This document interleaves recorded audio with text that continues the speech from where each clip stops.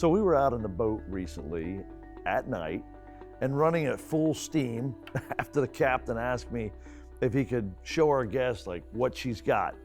And of course, I always want to show our guest what she's got.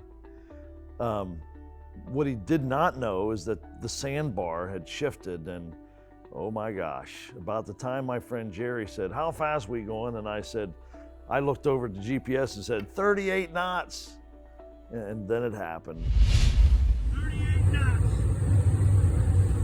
This baby is looking 4,000 horsepower. Whoa.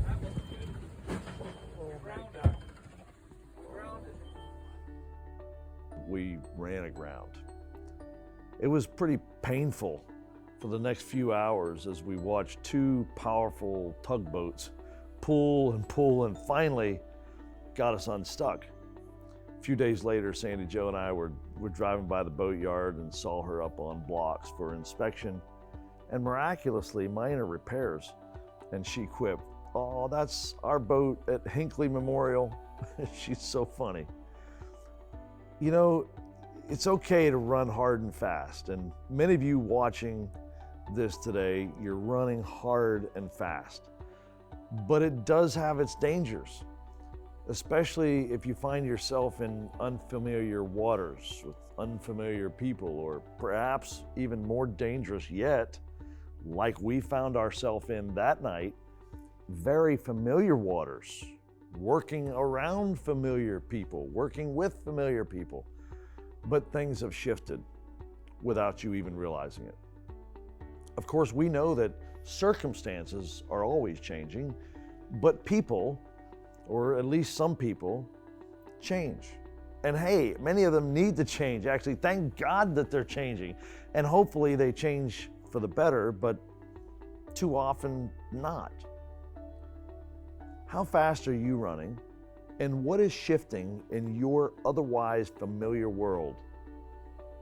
What are the new dangers you're facing today as a result that weren't even a factor yesterday? And is it time to come out of the water for a thorough inspection or introspection and associated rework? My friend John Maxwell says that the only way to turn experience into insight is through reflection. If you have run aground, be sure to reflect as to what actions or inactions or what thinking or what did you value that led to the unfortunate situation you find yourself in now.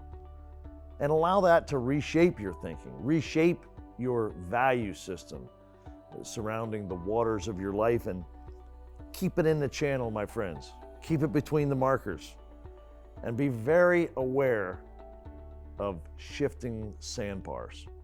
And hopefully you don't run aground before I see you on the next Hogcast.